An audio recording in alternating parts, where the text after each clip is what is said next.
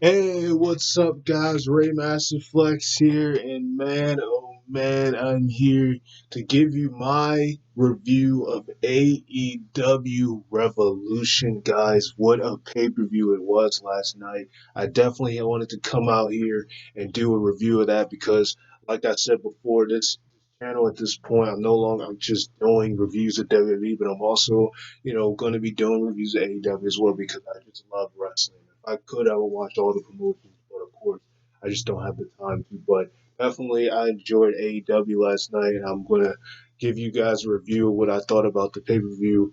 Oh man, from top to bottom, and I might just even go random a couple of matches. First up, we had Dustin Rhodes against Jack Hager. This was Jack Hager's debut in AEW, and it's funny to me because they kind of make him seem like this guy who I was just wondering for so long, like when is he gonna wrestle? He went half of the time, his time in AEW, kind of just like as a bodyguard of the inner circle, not saying anything, always just staring, not saying anything on the mic, and finally he gets a match um, in AEW, and it was just wondering when the time would come, and it came now, and he had a match with Dustin Rhodes, and this was a really good match. It was a good opener here. Dustin looked really great with some of the moves that he pulled, like a sunset flip, his power slam. Jack Hager looked good in this match as well. He kept going out and, you know, giving kisses and blowing kisses to his girl, and of course, he had that one moment where Dustin Rhodes ended up kissing his girl, and it just got crazy from there. And Dustin lost the match after Jack Hager hit him with a low blow. But you kind of knew that Jack Hager was going to win because this was his debut match, and it makes perfect sense for Jack Hager to come out on top here. But definitely, it was a really good performance by Dustin Rhodes, and it was a good way to open up the show. I definitely enjoyed this, and was actually quite kind of found it quite funny when Dustin Rhodes ended up kissing his girl as much kisses that Jack Hager kept blowing at his girl throughout the match. And like I said, overall, it was definitely a lot of high spots, a lot of spots here and there. And Jack Hager picked up the victory. Of course, they alluded to the fact that he's undefeated in UFC, and he is. And so he used some of that. He actually used the submission hold, the same submission hold that he used in UFC to win his second fight, and I believe even his first fight. He used that to make Dustin Rhodes tap because Dustin Rhodes kicked out of the gut wrench when he hit him with that. And when he low blowed Dustin Rhodes, then he put him in that submission hold. And Dustin didn't even tap. He actually passed out, and the ref just stopped the match. Jack Hager picked up the victory there. So, that was a decent opener there. Next up, you had another member of the inner circle, Sammy Guevara, go 101 with Derby Allen here. Another good matchup here. Um, these matches, I think that they could have been given just a little bit more time because the tag match took up a lot of time. It took up the most time out of all the matches on the show for me looking at it, but I'll get to that in a moment. Another good matchup here. Sammy Guevara looked amazing in this matchup. He pulled a lot of high flying moves against Derby Allen. Derby Allen looked really good in this match as well. And the one thing that got me with this match is that they did a lot of stuff before the match initially even started. You saw Sammy Guevara put Derby Allen through a table, and the match hadn't even started yet. You know, Derby Allen just did a suicide dive to Sammy Guevara. As soon as he got in the ring, he did a suicide dive to Sammy Guevara. He did another one to Sammy Guevara from the barricade, like White, where he was leaning towards the crowd, the barricade, and it looked like he almost botched that moment he did it. And it was, at first I was wondering, is this a stipulation to this match? But they were just going at it for the longest, and there was it was just a regular match, but they with the stuff they were doing, it almost made me think that there was a stipulation to this match. But then that's when I realized that there wasn't a stipulation, that they were pretty much just going toe to toe with each other before the bell even officially rung. And that to me was kind of crazy because it was kind of weird that the ref let that happen for so long, and it actually had me thinking that this was um this was initially happening in the match, but both guys definitely put a lot of momentum, a lot of crazy moves in this matchup here. Definitely, thought this was a good match, and you know, even though Sammy Guevara lost, he looked really good in defeat, and I would take nothing away from him losing this match.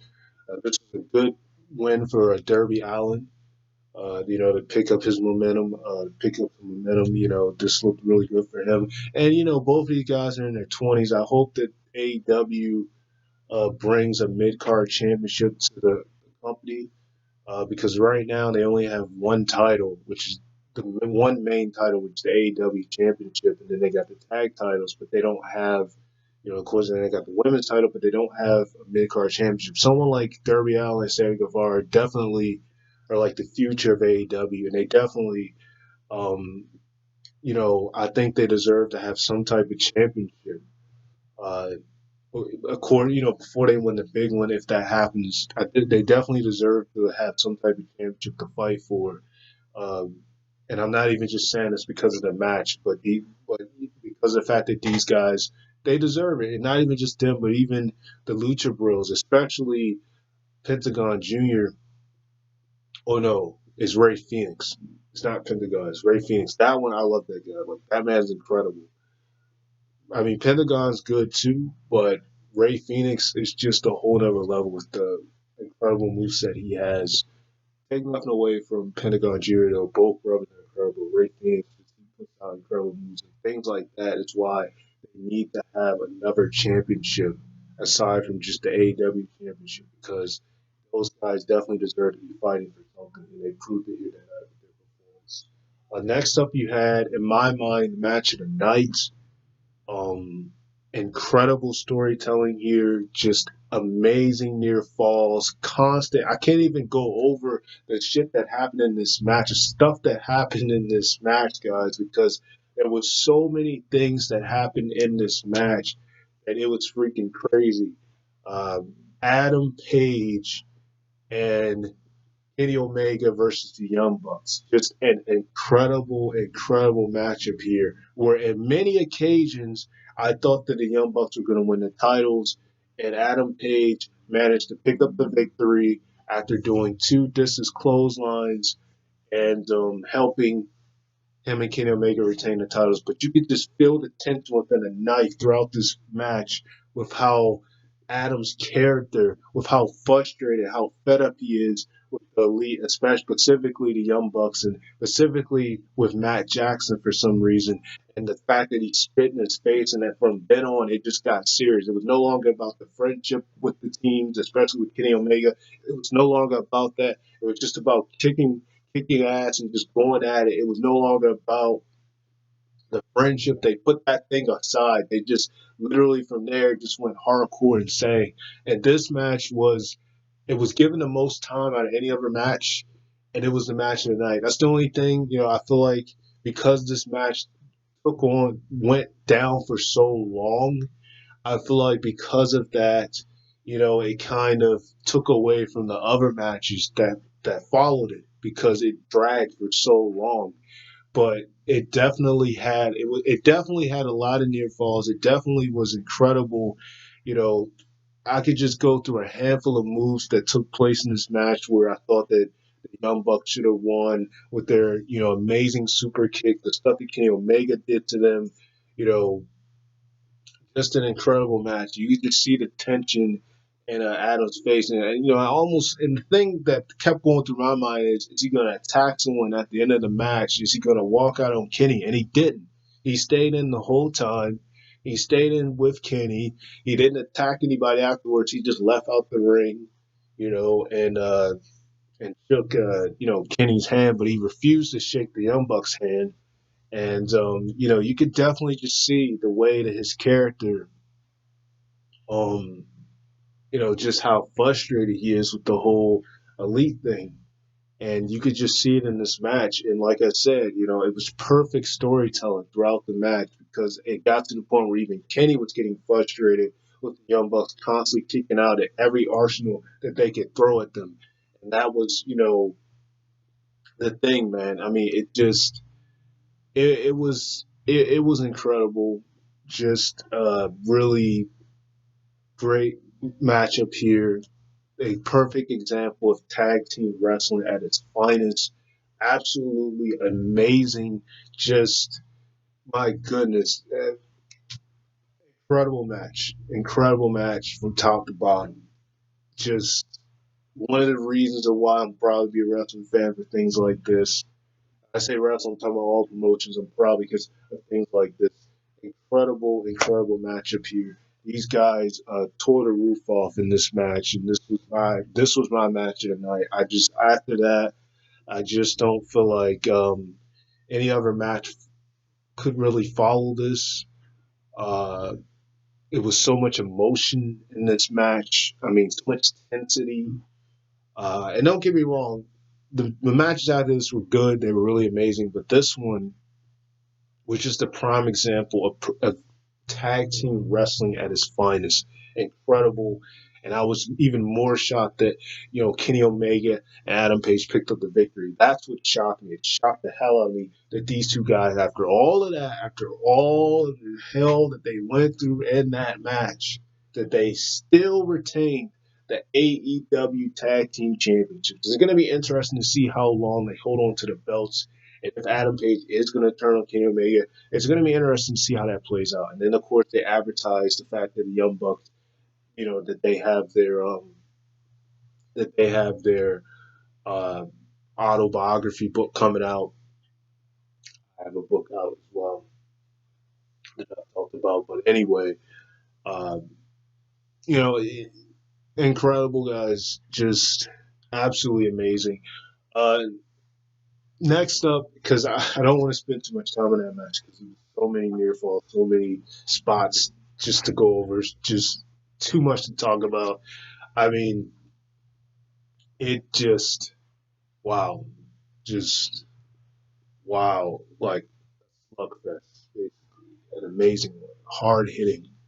Uh, Next up, you had Denala Rhodes and Christy, uh, Christy. My God, not that is what is her name? Chris Adler. I think that's how you say her name. This match, I'll give them credit because they had the follow up from that amazing tag match, and I would expect that the crowd wasn't going to be as invested in this match, but they made it work.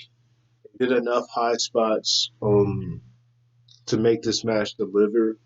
And the only brutal thing was when Nyla Rose put a Christy Aguilera picked up from the top rope and went for that power bomb, and it just looked and the way that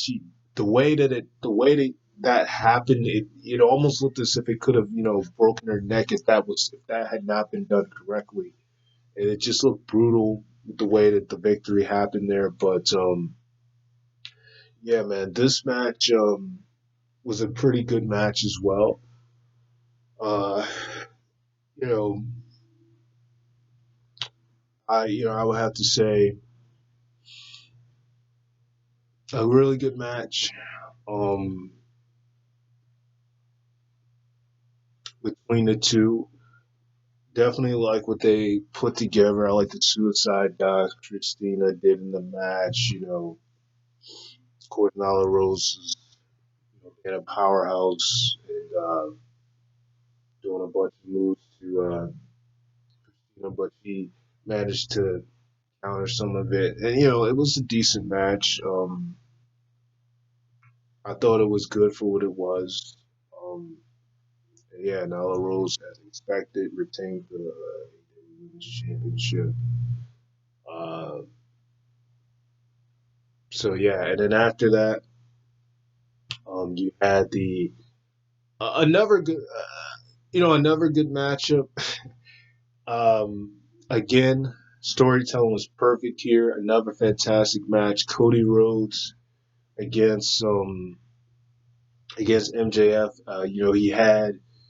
He had a band performing his theme song, which I really like his entrance. I like the fact he got a tattoo on his neck now representing the dream. He already had that tattoo that said the dream on his chest, but I like the fact he got a tattoo representing the dream. I like the outfit that Cody Rhodes came out with. It was amazing. You saw his wife Brandy, you saw his coach R. Anderson, and you saw, um, and then you saw, uh, and then you saw Dustin come out with him, but the only ones that stayed with him in the match, and there was some other people behind him. The only people who stayed with him in the match was just his wife and his coach R. Anderson. This definitely another perfect example of storytelling here. MJF then comes out and he tries to duck Cody Rhodes throughout the start of the match. He tries run to the crowd, throws water at someone, you know, you know says stuff to the crowd, just being the dashly heel that he is, which is really how a heel should be. And Cody was giving him a run for his money throughout this match here. Cody had most of the offense. He did an amazing airplane spin, hit him with an Alabama slam. You know, he just he busted him open after he busted MJF open after doing this move from the top rope. I mean, he was just on MJF as much as possible, but MJF, used his dirty tactics to pick up the victory. The only problem I have with this match was just the constant interference that was going on because you had the situation where the first time Brandy kind of got involved, Cody saved her from um from MJF.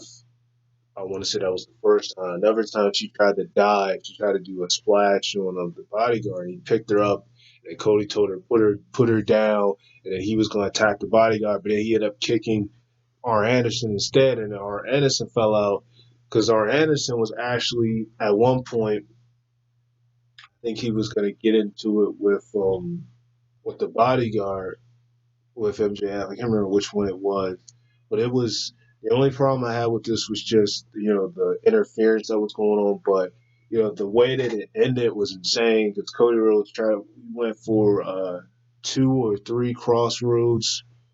Um, I can't. I wasn't able to see if he connected with the third one, if he hit the third one because my TV kept stopping and skipping stuff. But I know he went for two of them, and then MJF managed to get the diamond ring that he has and hit Cody Rhodes with that diamond ring to pick up the victory with a cheating fashion. And obviously you can tell here that this was definitely something that Cody wanted to do. To put more heat on MJF, have MJF pick up the victory here, and this is good for MJF because it builds him more as a star here. Um, because most people expected that Cody was going to win, but it just shows you the putting the talent over type of thing. He basically had MJF pick up this victory, and I'm sure that he was the brains behind this idea of letting this happen. And it definitely does a lot of wonders for MJF. Now the question is this feud going to continue? It probably is, especially with the way how he won. But the fact that MJF picked the victory, I for sure thought Cody was going to win. But the fact he had MJF pick up the victory just showed you the way that they are in terms of putting their guys over and letting the talents win and things like that. But definitely, this match was another fantastic match, awesome storytelling here. Cody Rhodes really showed a lot of emotion. You could just tell that he had been waiting so long to get his hands on MJF after this ridiculous stipulation that MJF had as to where he could not touch him until the pay per view, until Revolution. And it seemed like based on the entrances that they were kind of treating this as like the equivalence of a Wrestle Kingdom or Super G1. I think this was called Super G1 or WrestleMania. Like they're kind of treating this as if this was their biggest pay per view of the year, because that's the one thing I am wondering with AEW. What will their big pay per view of the year be? And maybe this is it. Maybe this pay per view here is what they consider as their biggest pay per view of the year. I'm not really sure yet how that is, but I know that every promotion has that one pay per view that they do that is their biggest pay per view of the year. Um, and you know, New Japan, I believe, Supercar G1 is their biggest show of the year, where they align themselves to ROH. But every promotion has something. Impact, I'm not really sure if it's either. I'm not really sure if it's Battle for Glory or if it's God, what's that? I'm not really sure which one they consider their pay per view of the year. I know it's between one or two pay per views. Uh, but yeah, so definitely, I didn't expect MJF to pick up the win, but this was a blood fest here because you just see MJF just bleeding to death, and it looked brutal. But MJF picked up the win with cheating fashion, and yeah, definitely another really awesome match by Cody Rhodes. Cody Rhodes is just the man when it comes to storytelling and putting things together. He can really tell a story, and that's just the amazingness with having creative freedom like that. Cody is just incredible at telling his own stories and making a story out of something. Definitely the tension here, even the package they showed where MJF was beating him with the belt and stuff. Even that looked brutal. And even at a point in this match, the ref. That's my only thing as far as the DQ stuff. Like, AEW needs to do a little better job at when you have when you have singles matches that there's no stipulation of them of it not being a DQ or anything. Because even as MJF and Cody Rhodes are outside of the ring, um, there was no, I only believe the ref was counting. And when Cody Rhodes grabbed the belt and hit MJF with it, the ref let it happen. And typically, that would have been a disqualification because he was using a weapon and it was a singles match with no stipulation. And so, I don't know, that to me I kind of felt weird. I'm like, I'm not going to pretend like I didn't see some things here that I didn't really like. And that is one of the things I noticed, not even just with this match, but a few matches on the show where some certain things were happening, and it was kind of like, where's the stipulation with that type of stuff. But yeah, he's a great storyteller, man. I'm glad he picked up the victory here. I mean, not victory, but MJF, won the matchup here. And then we had Orange Cassidy against Neville. Uh, uh, excuse me. Disregard what I just said. MJF against Pac. I can't believe I just said that. MJF against Pac. I mean, not MJF. Orange Cassidy against Pac. Um, you know, this matchup here really just showed how good Orange Cassidy is, because the bottom line they kept saying here was, will he try? Will he try? And he did. He pulled out some incredible moves here. He pulled out two amazing DDTs, a tornado DDT, a DDT to Pac from the top of the rope. He pulled out a lot of moves here, and it really just shows how good Orange Cassidy is. He just loves to have fun, and he's just laid back like that. But when Orange Cassidy can go, he can go, and this was just a prime example of that in this matchup here. Just an incredible performance by Orange Cassidy in this match against Pac. Pac really took it to Orange Cassidy, but Orange Cassidy when it was time when he was able to lay out the moves, and then you had that one point where he was rolling out of the ring and smiling about it. But Orange Cassidy definitely amazing wrestler. You know, it's kind of crazy that we don't really get to see him wrestle that much out of the best friends. We mostly see them doing most of the wrestling. He's mostly at ringside, but the man, you know, he's funny. The crowd was just everything the man did, even at the beginning of the match when they were trading kicks to each other, he was just throwing his leg out. And Neville and Pac, God, and Pac kept throwing his leg out. Um, you know, you could just see you could just see that Pac was getting frustrated, and he ended up punching. Uh, he ended up punching Orange Cassidy afterwards because he was just getting hella frustrated with the whole thing. But you could just, you know, see how angry he was getting. But man, Orange Cassidy, he's a lot of fun. He's a lot of fun here. The only problem that ruined this for me was we did not need to see Lucha Bros get involved in this match and start attacking the best friends.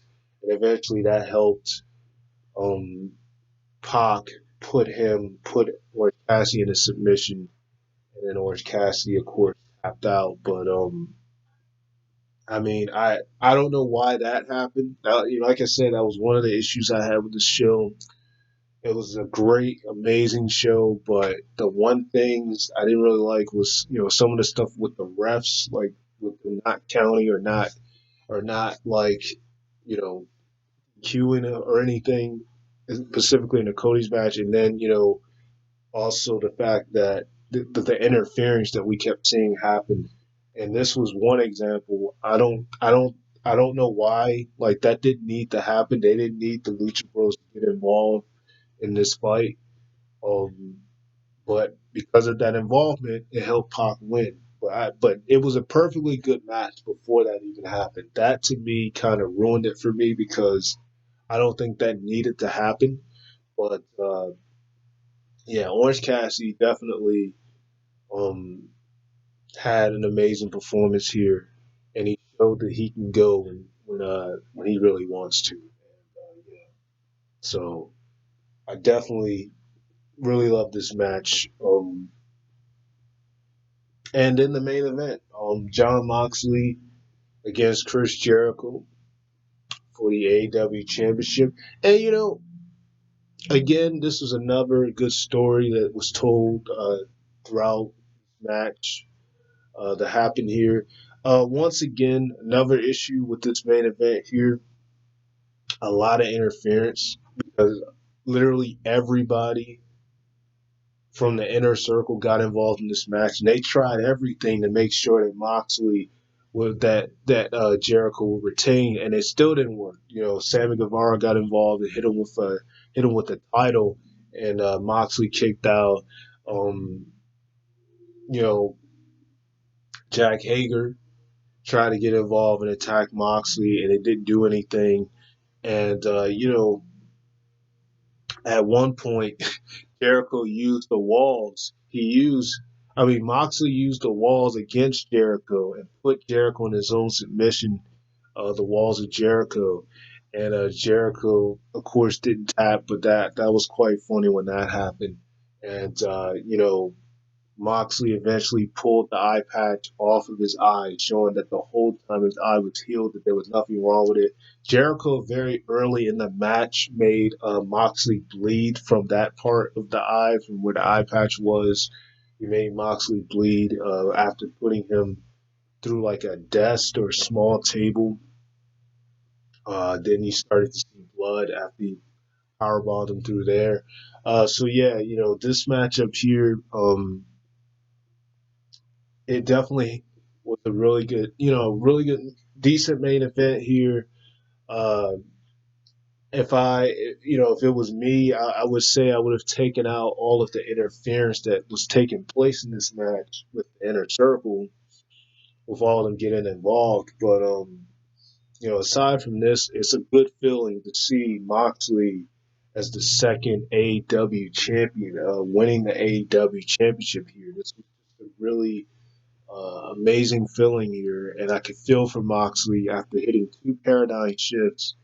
And the first one just kind of came out of nowhere. Then he went for a second one, and after all of that, after everything that Jericho did, he even hit him with the code breaker.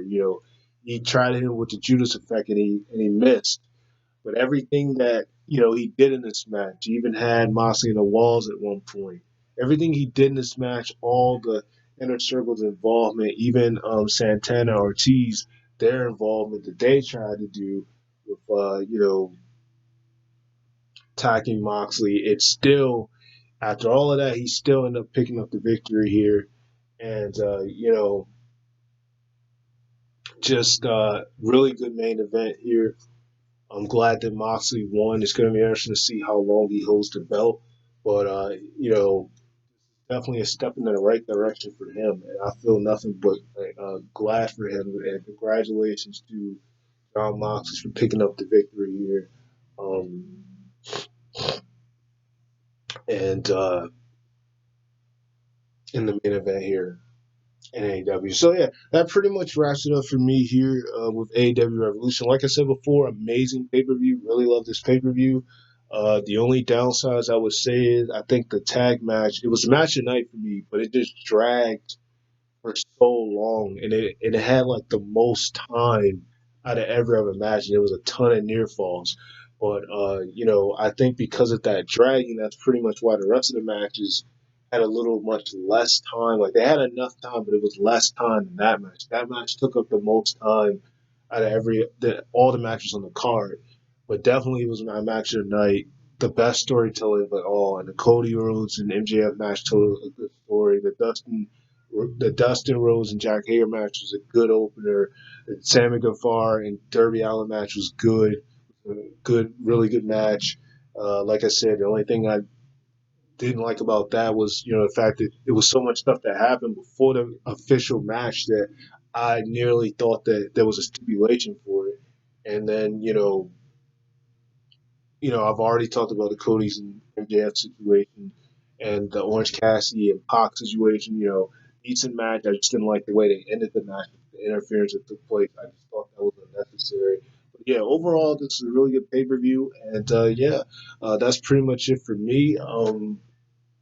Still keeping the track with the product, guys. Just of course college, but I'll see you guys in the next one. So sign off for you guys effects, like, comment, subscribe, and talk to you. Peace.